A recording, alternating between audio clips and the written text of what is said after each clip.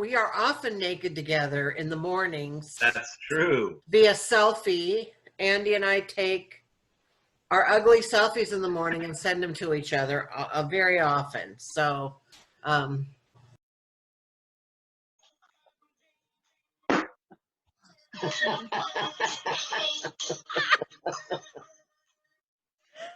Oh, Cheri, have I got the genitals for you?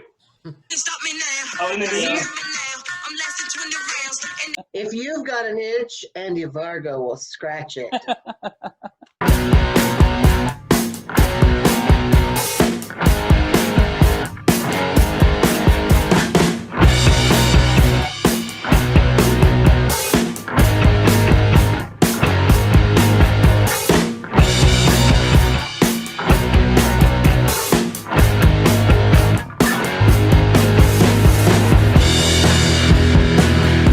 Welcome to Scrutiny with Cheri and Andy.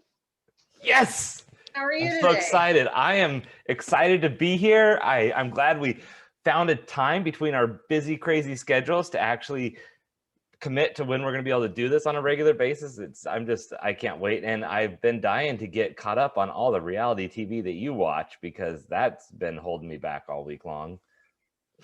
I bet.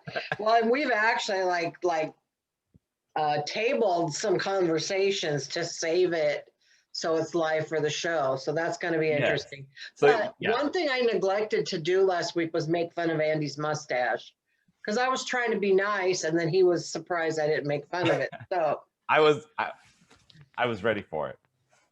okay. So when I first met Andy, he was really handsome. He had like a little goatee and stuff. I was really handsome. Thank you. I'm not a mustache fan per se, so. But I have noticed how many people say stuff to him, derogatory things about his mustache. So that's why I quit. Oh, I was trying to be a better person, but then. well, yeah. I will tell you what, I watched a video the other day on YouTube about how to, what do you call, groom your stash. Because I thought I've never had this much facial prominence before. And so I thought I needed to do a little research and learn, because you don't just automatically know as a guy how to do things, or as a woman, you need someone telling you. But yeah. Anyway, so I'm watching this YouTube video, and the guy right away says, "It takes a confident man to wear a mustache." And I thought, okay, that's cool. I'm feeling confident. I do notice that you've been doing this little thing lately. I've been doing that a little more. Yeah, well, it's getting quite longer. And I was actually surprised, out of everyone, who was most excited about my mustache was my son, because he was like, "Oh my gosh, I'm going to be able to grow good facial hair later." Oh. At least maybe to this degree, because I can't get it over here. It doesn't fill in very well. But oh, really? Yeah, he just felt like there was hope for the future. So thanks for making fun of me, by the way. You're welcome. I'm just doing my part. All right. So are we done with the mustache talk? Now, my mustache is a different thing altogether. Since I went through menopause, just all of a sudden, luckily I've got blonde, body hair or red, whatever. And it grow all of a sudden, I'd be out in the sun and I've just got this blonde lady beard. And I'm like, oh, gross. So I didn't know. I started shaving it. And actually, that's really good exfoliation for your face, so it's really a good thing to do. But now that I'm getting older, every now and then, just there'll be a black one. Oh, it's horrifying. Yeah. And they're really coarse. But this is my grooming ritual. You've probably seen me. I get right there in the mirror, right by the light, and tweeze those suckers. I've seen you do it.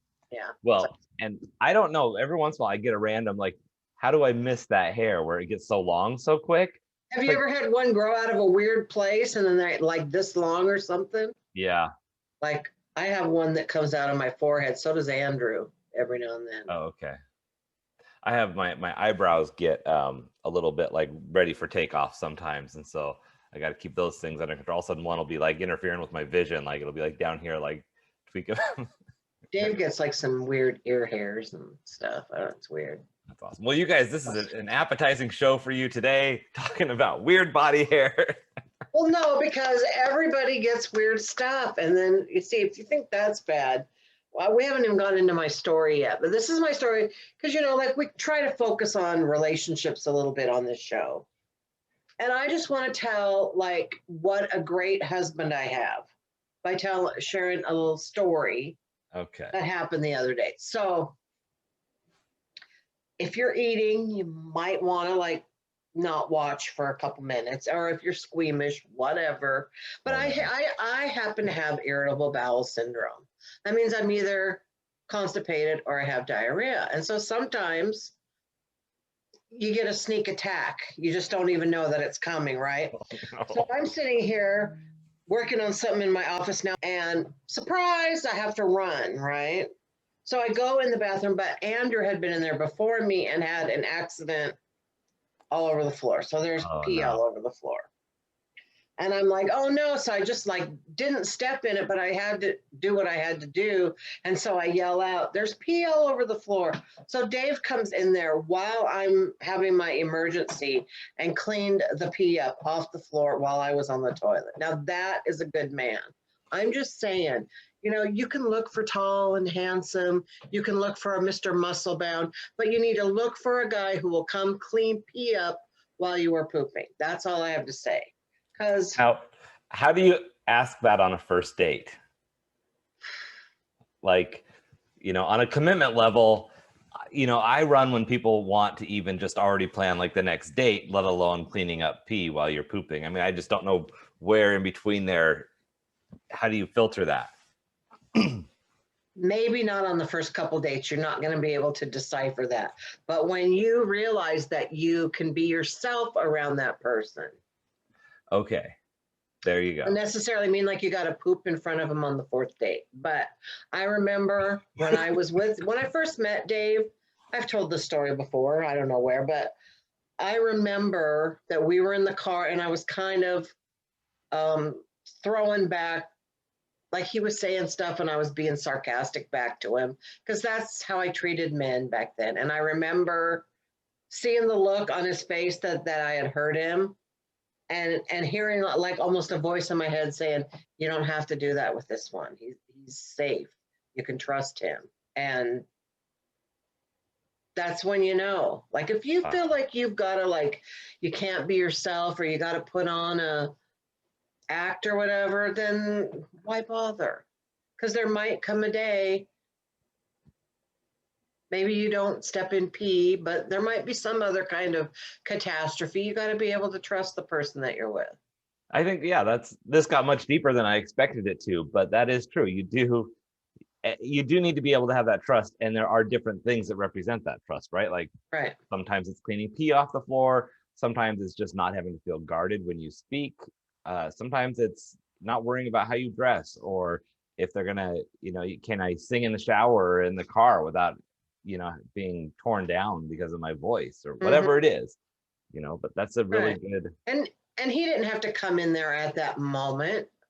I don't think most people would have. They would have but he didn't want me to have to worry about stepping in it or, anything like that. Like, so, I mean, he looks out for his family, and that's really an admirable trait.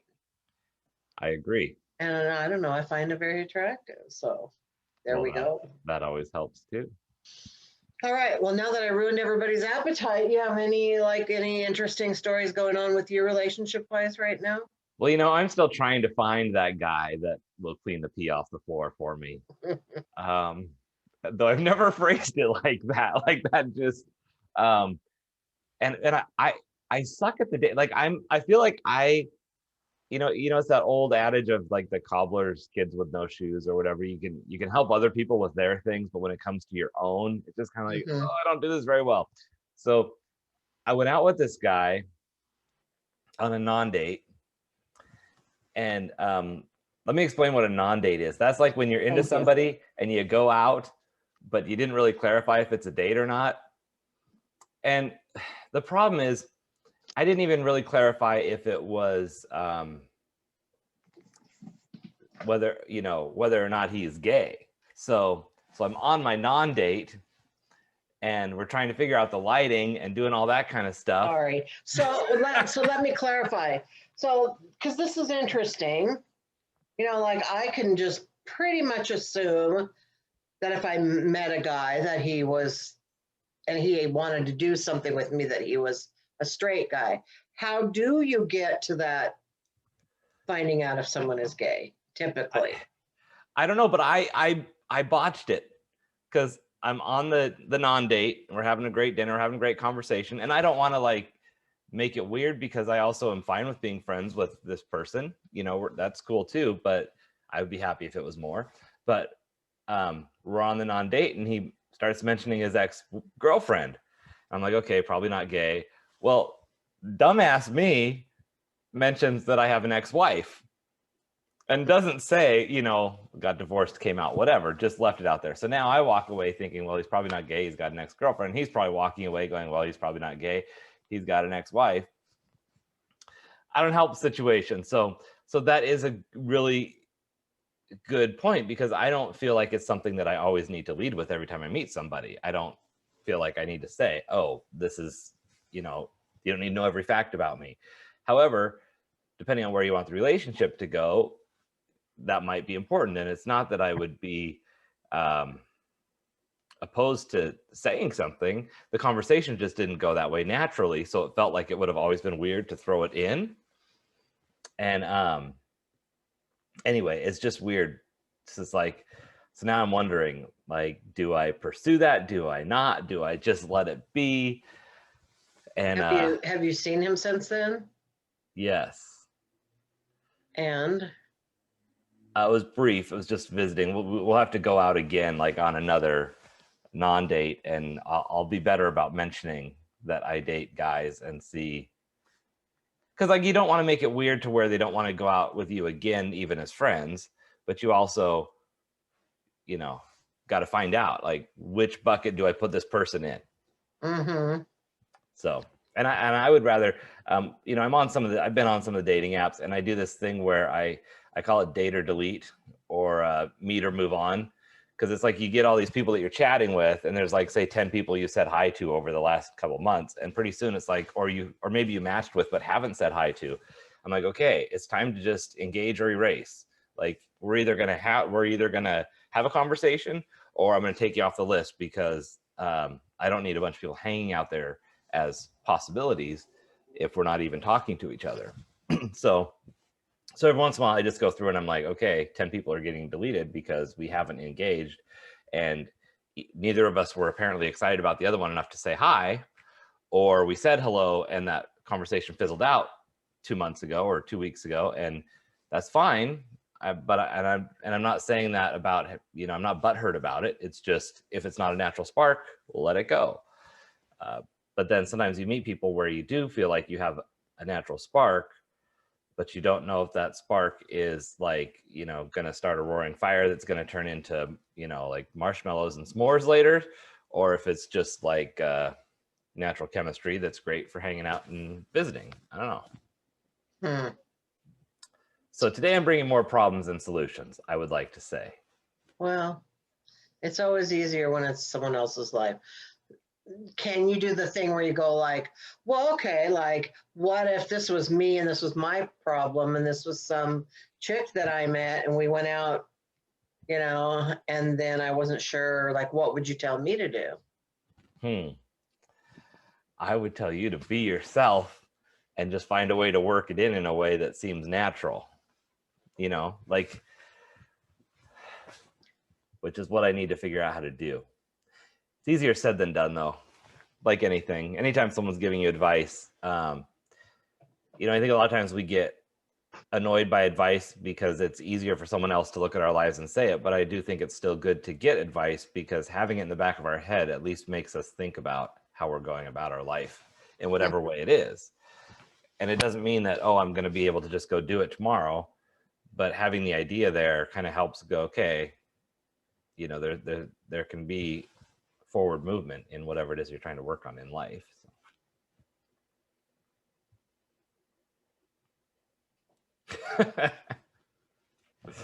So All right. So have you been watching shows this week? What's going on in reality TV? Well, first, I forgot what I was going to start the whole show with because I got distracted. Oh, there's my husband texting me now. He can't find the blue lot. Oh my God. They used to have little like giant flag. They have like a color around each corner. So I'm going to look up a picture of the blue lot or the fairgrounds. Do you watch Jeopardy or do you ever watch Jeopardy? I have watched Jeopardy in the past. I don't have cable though, so I don't see like current stuff, but I used to watch it back in the Alex Trebek days. My parents watched it religiously, so it was always on over there. Yeah, so we have always watched Jeopardy. Like that was for a long time. That's what we did. Like, because we're old, we would go to bed at 7:30 and watch it in bed as part of our nightly ritual. Let's just say, right. And then, when we went down to Burbank Comedy Festival. While we were in Burbank, we went and saw a taping of Jeopardy. Wow. Alex Trebek, and that was cool. And it's funny because we had always joked around about Alex Trebek because he always kind of came across a little, what's the word? Smart. Kind of like he would sometimes no, that's not the answer. Like, what an idiot, kind of. Like a little pompous, but then I never picked up on that. No, but then when we saw him, he was much more friendly. He was really friendly with the audience, and we really liked him, and so we became totally pro Alex Trebek.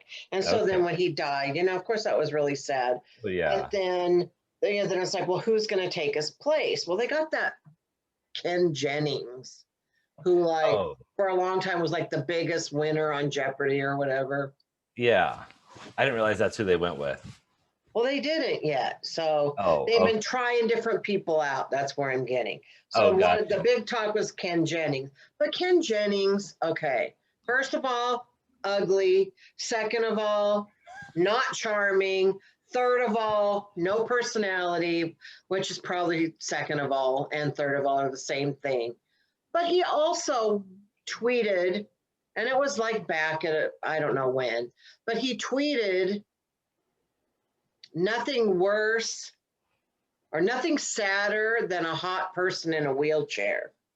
Okay, so. I remember hearing something about that, probably on your post. So, okay, cancel culture or whatever. Well, and I get what you're saying about, I mean, you mentioned cancel culture, but I think there's a difference in cancel culture when you are going back in time and finding something that ever happened that somebody did to pull them off of a pedestal. I think that, especially when it's something that has been addressed, I think that's much different than making a decision on where to move someone forward who's currently in the spotlight, and that's a current situation. I think that's a different conversation. And I think it's also different depending on how recent something like that has been. Right. I mean, plus it's just, I don't like the guy. Okay. I don't like Ken Jennings there. I said it. I don't want him to be the host. So they've tried him out. Then there's a couple other people. Now I haven't been watching. I will admit I have not been watching, but I read up on who, because I knew like last week or whenever it was Katie Couric, however you say her last name, was her. She's all right. But this week it's Anderson Cooper. And I'm like, perfect. Anderson Cooper is handsome. We know he's intelligent. Okay, first of all, you better know who Anderson Cooper is. Yeah, he's like I know he's gay. Okay. Isn't he on CNN? Yeah. And he's charming. We know he's got a sense of humor because he hangs out with his buddy Anderson, not Anderson Cooper, Andy Cohen.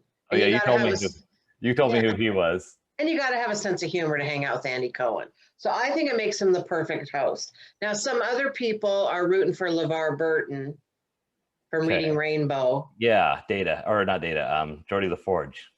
Yeah, I don't know because I never watched Reading Rainbow. I'm older than that. Well, Geordie LaForge was Star Trek. And he was also, yeah, he was also on Star Trek. And, you know, I'm not a nerd, so I didn't know that. I mean, I know he's from that. He has still yet to come up, so maybe he'll be better. But I'm saying, but apparently ratings-wise, Ken Jennings is ahead, has gotten the best. But he was the first one. So, of course, everyone's going to tune in to see how he's doing on it. Well, and also one thing with Ken Jennings could be that people who watch Jeopardy will be familiar with him. So Right. if they're appealing to Jeopardy fans, then that might be a logical choice. Now, if there's no personality, then that can kill a show. I mean, you can't just take someone because of their smarts. He's just a giant dork. But I haven't watched, I don't know, I haven't seen the guy, so I can't say one way or the other. But I do know that sometimes what looks like the best choice is not always the best choice when you consider some other factors. I think out of all of those guys, I would go with, well, I call him Geordie LaForge, but LeVar Burton, is that his name? Mm-hmm. Yeah, I would probably go with him just because he seems to have a good personality. But Reading Rainbow, I don't know how long ago that show was on as opposed to now. I mean, I watched him on Star Trek, so I don't know. I haven't seen his personality interactions for 20 years, so I don't know what the today version looks like. I don't either. I don't know. I'm With still rooting for Anderson Cooper. I don't know. I think there'd be a lot of concern about fake questions. Yeah. So, do you think Anderson Cooper is hot? I wouldn't say he's hot in my book. Kidding? All right. I used to think he was cuter, but then he's gotten paler and skinnier, and I didn't think that was possible. Well, I'm trying to screen share, but where is he? I want you to let's really look at him. He's cute. He's super cute. I want to know what other people think, but looks like nobody's watching. Oh, somebody's watching. What do we think of Anderson Cooper? That's a better picture of him than I was picturing. He is pretty pale. I mean, his face and his skin are pretty much the same color. Yeah, it's a good thing he's got black dark glasses. Yeah. Yeah, it's a good move. Imagine what his legs look like at the beach. Woo. I think they'd crisp. All right. So there's that. Well, this is subtitling it, so I looked at it and it's like, that's weird to see my own words. I bet so. So, Cheri, do you watch The Bachelor? No. You don't? Why not? That just seemed like a show. I mean, I don't watch it myself. That just seemed like a show you would be watching. Don't get me started. You want to get me started? Okay. I know a lot of people that watch The Bachelor, and I kind of know the premise. I may have watched an episode or two years ago. And I may have seen part of an episode. I've never watched a whole thing. I don't even think I've ever watched a whole show. But isn't it basically where the gals are all competing for the one guy and they go on dates with him? Yes, and that's what irritates me about it. Why? Okay. Women have it tough enough, all right, in this United States, in the world. Why are you, come on, women, why are you all fighting over the same goddamn guy? Excuse my language. There are plenty of men out there. You don't need to they're pitting women against each other. And that is just something that we as women have to put a stop to. That's why I don't like it. Okay, well, I'm glad to see some emotion coming. I think that's a very good reason. That's a noble cause, you know? Well, apparently, I don't watch the show, so I don't know. And I should have looked this up, but I heard a rumor that one of the bachelors, after the season was over, and I don't know how long, if it was a month, a year, whatever, but came out as gay. And so there's been some talk about this on the net of Inner going on. And so So do we know if he like just came out or was he just posing for the show?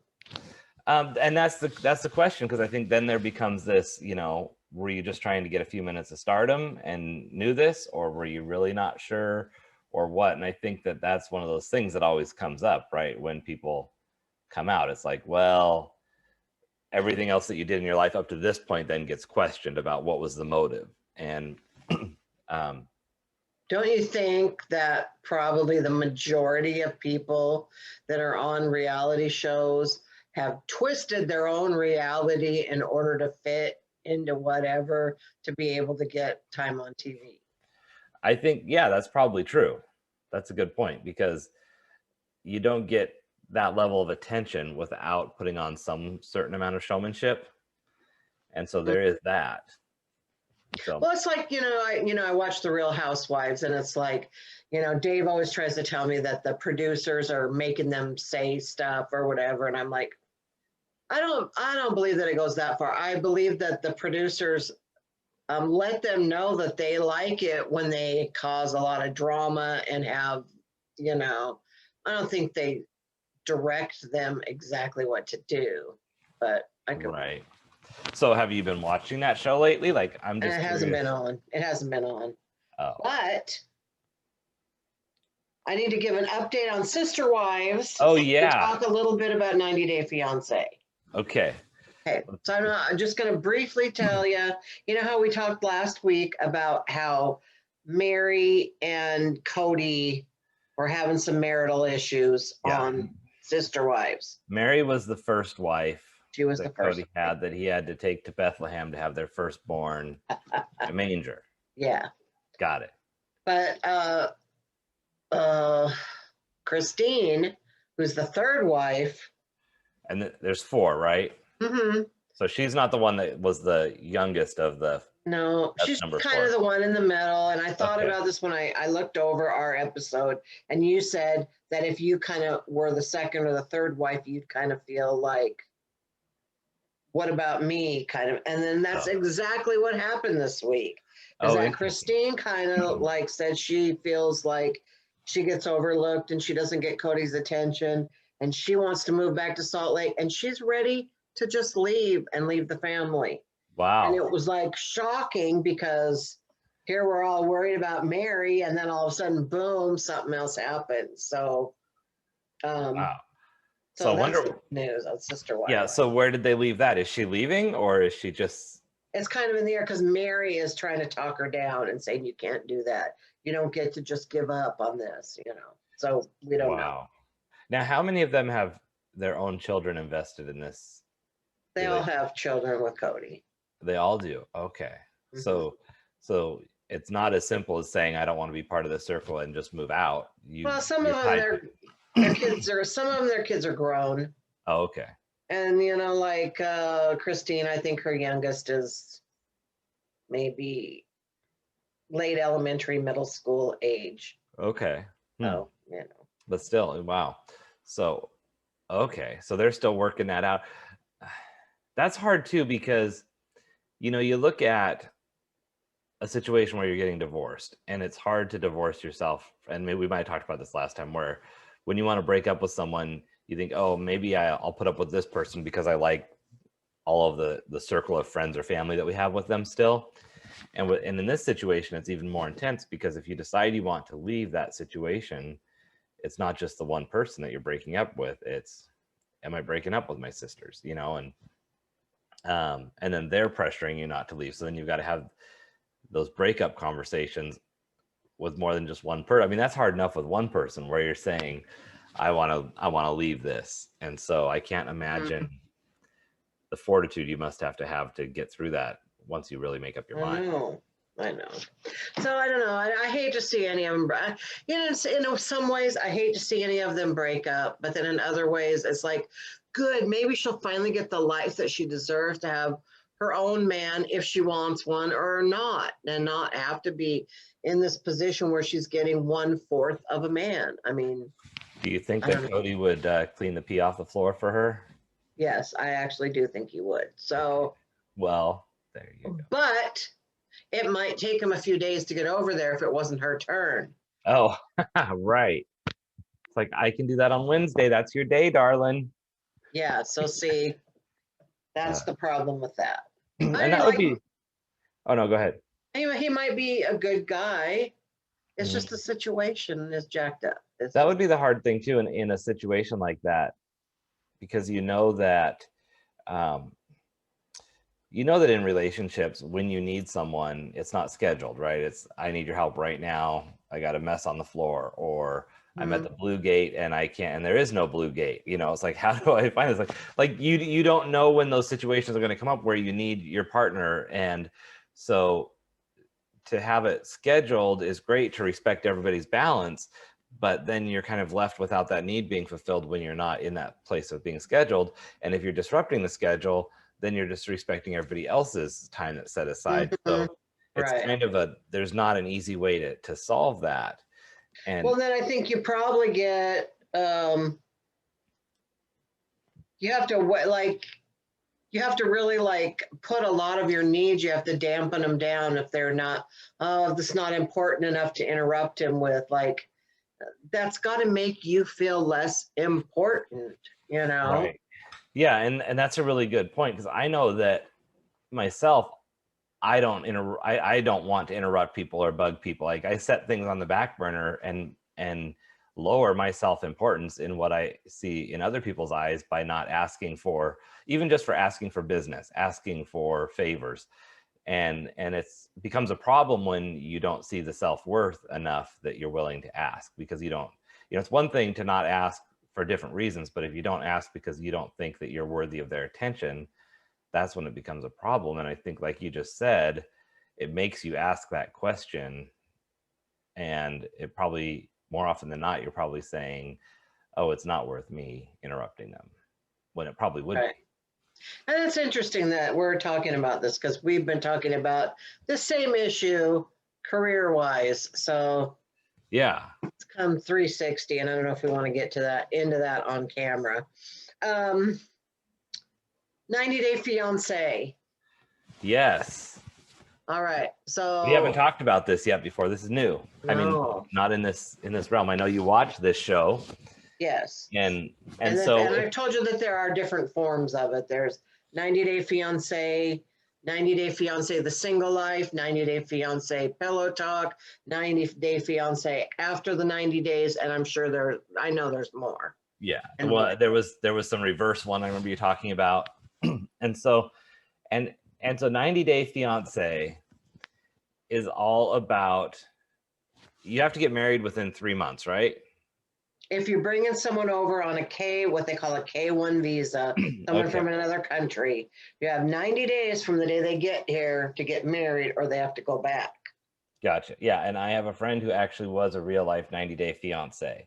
Oh, really? Like, they met, and then she was from Canada. And so then it became, it wasn't like, oh, we meet and get married in 90 days, but after, they courted for a while. And then when they get to that point where they decided that's what was going to happen, then it was like you had to fit within that window. Right. So I think, and I don't know on the show if they meet in that 90 days, in reality, it's not usually someone you meet and get married in 3 months, but. Yeah, it depends. Some situations, like they've talked to them on the internet, but they haven't met in person, and the person comes over. Sometimes they met him like when they were on vacation, like in Jamaica and wherever, I don't know. And then, then they bring him back over here. So there are different, there are situations where it's pretty obvious the person is just coming over here because they want to come over here. Okay. And they're just playing with the person. And it's really hard to watch, And a lot of these people, not all of them, but there's a few of them that are very naive, maybe a little simple-minded, and don't really see that they're getting taken advantage of. And it's just heart-wrenching. That's one of the hardest things to see when we see this with friends, where a friend starts to get in a relationship and you feel like they're being used, but they also feel the happiest they've ever felt because they're getting attention they may have never gotten before. And you don't want to be the one to say, You just gotta sit and wait it out. I know. Yeah, Oh, and if you are pointing it out, then you're unsupportive, and if you I know, don't. Yeah. and you have to kind of gauge where you're at with that friend too, like what's the level of closeness, and when I get into those situations, I try to ask questions in a way that puts ideas into their head to think through without it being I'm questioning a relationship. Mm-hmm. Yeah, I know with a lot of times I'm saying things like, well, I didn't have a healthy relationship with my ex-wife for a long time because of this, and make it about not about her, but about the dynamics of the relationship that I didn't bring the right healthy parts to, and that contributed to it not being the best relationship. So it becomes the elements of the relationship and not either person being the problem. So I like when I encounter people like that, I try to make the conversation about a healthy relationship, and that's kind of the only way that I can find to broach it. But it also is often not picked up on. When you make a subtle comment, you have to trust on someone reading between the lines to also see that. Right. Right. So I want to talk about one of the guys. Okay. He's now on 90 Day Fiance: The Single Life. He was Okay. on So 90 Day Fiance. His name is Big Ed. Big He Ed. goes by Okay. Big Ed. And Big Ed is not big. He's little. He's about 5 feet tall, maybe. I don't know. Maybe. Okay. He's not like a little person, but he's a very short person. Okay, here's the thing. And then this is where I'm really, well, first of all, Can I ask a question though? yes, So the single life, does that mean that the first 90 days didn't work out and this is the person afterwards? yes. Okay. So I'm going to show you a picture of Big Ed. I'm going to share my screen. All right.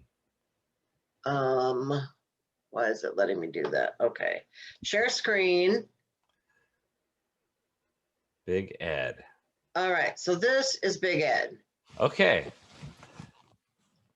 This is not the most flattering picture of him, but it's fairly representative, although most of the time he wears his hair back in a ponytail. Okay. This is Big Ed when he went to, I don't remember if it was the Philippines or Vietnam or somewhere, to visit Rose, his fiance, in the first round of 90 Day Fiance. So Okay. I'm going to stop sharing. I'll leave it up. We'll leave it up. So Big Ed has become one of the most, I don't want to say popular, but most well-known people from 90 Day Fiance. Okay. Because A, he looks like this. And then this is where I go into this, like, we're body shaming him. We're making fun of his looks. I mean, where do you draw that line? But here's the deal. So he would do stuff. He had this young, pretty little fiance, and he did stuff like, I noticed that you have hair on your legs. I bought you a razor and some shaving cream. Will you please shave? Mm. Then he bought her a toothbrush and toothpaste to tell her that she had bad breath.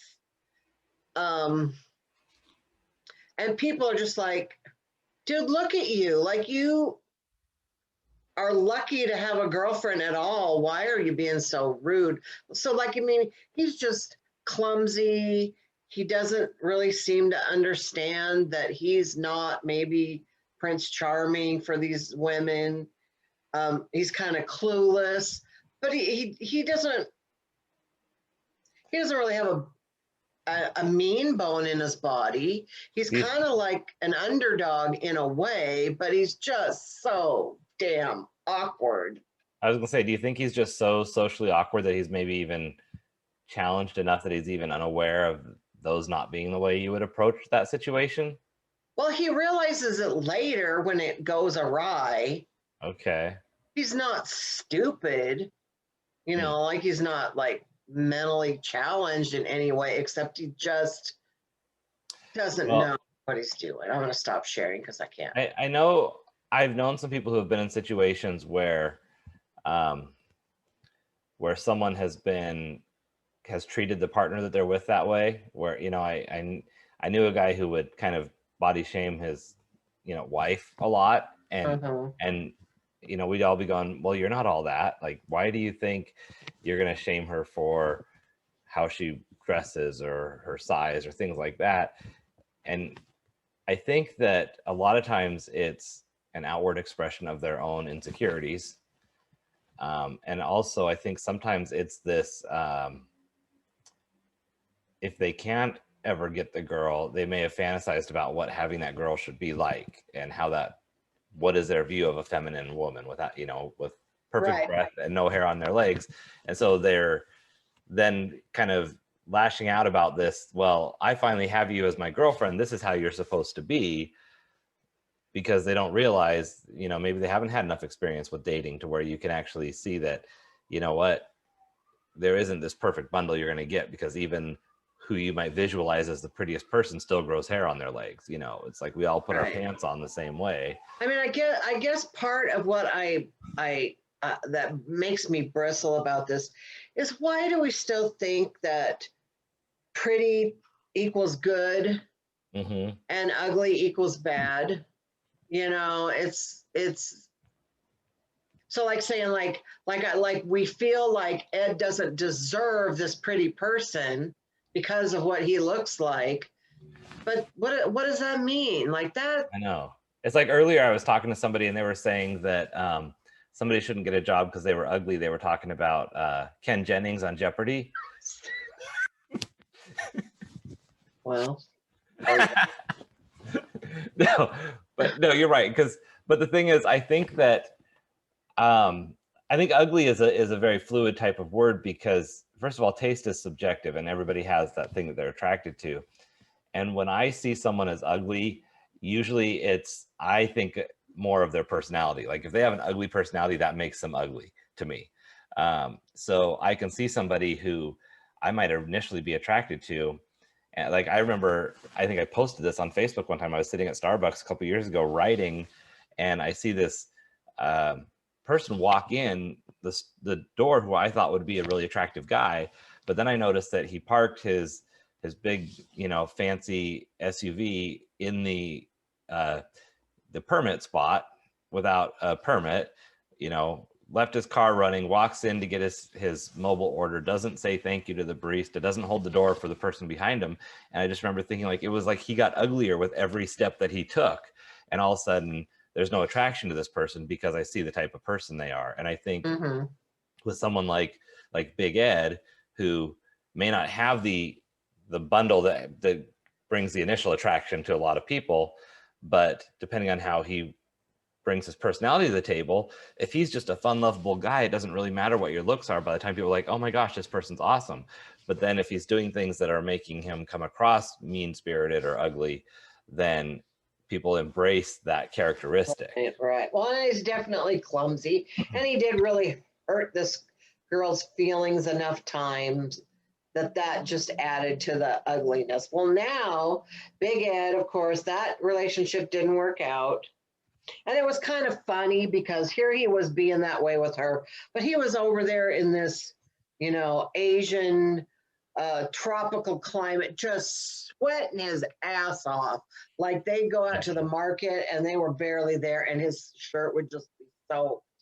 And then they had to sleep, you know, they slept on they were really poor, you know, slept on like a mat on the floor, and there was like a drowning, dying rat in the shower, which the shower was just you pour water over yourself, you know, like he really had a rough time of it, and it was pretty funny. But that didn't work out, you know, just because of the way he was to her. And now there's this woman who owns a bar that he goes to, and she's really cute. And so you keep thinking like he's got a big crush on her, and he wants to ask her on a date, and we're all like, oh God, Ed, really? And you know, and she said yes. And then he asked if he could kiss her, and we're all like, oh my God. And then she said yes to that too. So we're not quite sure what's going on here. Like, is she just going along with this because she doesn't want to hurt his feelings, or is she really looking at him as boyfriend material. So that's kind of where we are with Big Ed. And Well, and I think depending on which way she's looking at it or he's looking at it, it never feels good to be on the wrong end of that love triangle or whatever. You know, if you're really into someone and they're not into you back, that doesn't feel good at all. But I would argue that it feels just as bad when you care about someone, but you don't, return the same feelings they have for you. And now you're in that awkward situation of, I don't want to hurt this person's feeling, but I don't want it to go any further. So I may have to cut them off just so that I'm not leading them on. And no matter what, it doesn't feel good. And I've been on both ends of that, where I've had people that seem to like me. I'm like, sorry, dude, I don't see it. And then I've been on the other side where it's like, how come this person doesn't see, how come they don't see me the way I see them? It never feels good, right? And so it'll be interesting to see with this scenario. So is this bar owner also in a foreign country where this would also be a 90-day fiance thing? No, it would be here. No, Okay. she's just like a regular American woman, I guess. And, honestly, I do feel like the healthiest relationships come from the situations where there's not an imbalance of need from the other one. Mm-hmm. I think that's in many of those 90-day fiance situations, depending on how they met, if they met and they fell in love and weren't, didn't have a desire to switch countries originally, and then you're like, oh my gosh, I met the love of my life, now I have to figure this out. That's a completely different scenario than I'm trying to find a way to get to another country and I'm really excited about meeting this person, so now we're going to make it work out. And the other person has this other imbalance of needs of, well, I couldn't find anybody to marry in all of America, so now I have to go somewhere else who needs something from me to come, and right. And I do think if you're looking overseas for a mate, I'm going to just go out on a limb and say, you've got some sort of an issue, whether it's a commitment issue or I don't know. I think. Well, I feel that way about, a guy from Portland. It's like if I'm online dating and I match with a guy from Portland and I think, okay, so from Portland, there was nobody in Portland that made sense for him to date. There was nobody in Kelso or Longview or Olympia or Salem. Like there are so many places closer to them than me that how far out did this circle have to get? Of course, you can say the same thing about me too. It's like, well, how many guys did you burn through? Well, it might depend though if they travel up to Seattle every now and then. Like I dated a guy from Vancouver, North Canada, but that was like it was like a BBW dating site. So there weren't always like 10 guys that were within driving range. So that kind of made it a little bit different. It was just specific. But when you're, and Canada is less, I mean, it's a little harder right now, but it's less of a, it's still only 2 hours away. It's not as. But still, that's why it didn't work out, though. Yeah. Yeah. There was a guy that I was talking to who had been traveling, and he was from Vancouver, and I talked to him a bit, and I just kind of let it fizzle out because I realized, at some point, if this goes anywhere, someone's going to have to make a decision about crossing a border. And I know that I'm not willing to do that myself because my kids and my whole family are here. So, unless I accidentally fall for someone, that I have to consider that. I'm not going to try to make that a barrier. Right. But then to go overseas, just even. You're just making things way too hard for your life. Yeah. So the other thing, though, I want to shout out to Molly from 90 Day Fiance, because Molly is really kind of a favorite. Where in the heck is she? So she's on a different version than what Big Ed is on. Well, now she's on the single life with him now. Okay. That's the wrong picture. Molly looks a lot like Big Ed. No, she really doesn't. Maybe I think she's next to Anderson Cooper. So if I can find him, I can find her. That's him. Here she is. This is Molly. Okay. Now, Molly's from a southern state, so she's got a southern twang. Her voice is maybe a little bit annoying, but not that bad. Okay. But other than that, she's a delight. You know, she's hopeful. She's a romantic. Her problem maybe is just that she gives everybody a little too much credit, so she kind of has a bad picker, you know. So she is on single life, meaning she already tried to date a guy from another Yeah, she country. married a guy from another country who Okay. was just basically using her, and he was, yeah. So she had a rough go of it, but I wanted to give her a shout out because she has a business, whereas you can see she's got some big knockers, and she has like a custom bra business. Oh, nice. Yeah, so Did you order some bras from her? no, I think I tried, but I couldn't get a hold of it, or I forget. But I just remember you saying you ordered some new bras the other day, so I thought maybe they were. yeah, no, not from her. But I would like a custom bra that, you know, that's a whole nother. That's a You know whole. the name of her business to shout out, or we just I don't Google remember. Molly's. Well, if you Google Molly from 90 Day Fiance, I'm sure you can find the link to that business and give her some love.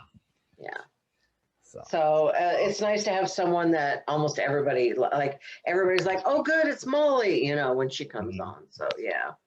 well, and hopefully she learned from that marriage that didn't work out. I mean, I think it's hard when you want to be trusting of people, and you want to be that person who's not thinking the worst of people. And I like to think the best of people myself, but you also have to protect yourself and be like, okay, how do I balance that where I protect myself but still assume people have the best intent? But you can assume that people have the best intent but still put a barrier around how far you let them into your life. I think that's kind of nice. Yeah. So that's too bad. Okay, so do you have anything coming up that you want to promote or? Just I'm getting back out there with my book, which I need to get. I need to get in some more local locations with Own Your Awkward Life Changes, because I got that launched at the beginning of the year, and then I got sidetracked with some projects, and I feel like I need to be better about promoting that and just having it be all over the place. So that's the next big thing, getting that out there. All right. Saturday night, I will be, is it Saturday night? Yeah, I think so. 24th. Yep. I will be doing a show on Zoom. Russian Irregulars, I think is what we're calling. I saw that, yeah. So this is a riff mic that has a wheel that has a subject and a wheel that tells you how many minutes. So I will be riffing on, I don't know what the subject is. So this is really interesting to just kind of, you got to fly by the seat of your pants, and it's kind of exciting, and boy, yeah. So I'm excited about that. Yeah, so check that out. Check in like the events. I post stuff all the time. You can find it. It is produced by our good friend Tara Christian Wiedner, and she was on Heavy Petting Truth or Dare with us. That was fun. I just saw a clip of that recently in this little trailer you made for this show. Yeah, so there's going to be some fun people on there. I'm excited to do that. So that's coming up. And then I got some stuff coming up in May. So yay. I'm excited to do that. I apologize for the shenanigans earlier, but Andrew has received his second shot. They're just waiting 15 minutes out. So now we can put on the calendar 2 weeks from today. Andrew Hagen is going to party like a rock star. So nice. Woot woot. All right. Well, thanks, Andy. I want to talk some business stuff with you when we're done with this show. So thanks everybody for watching. Bye, everybody.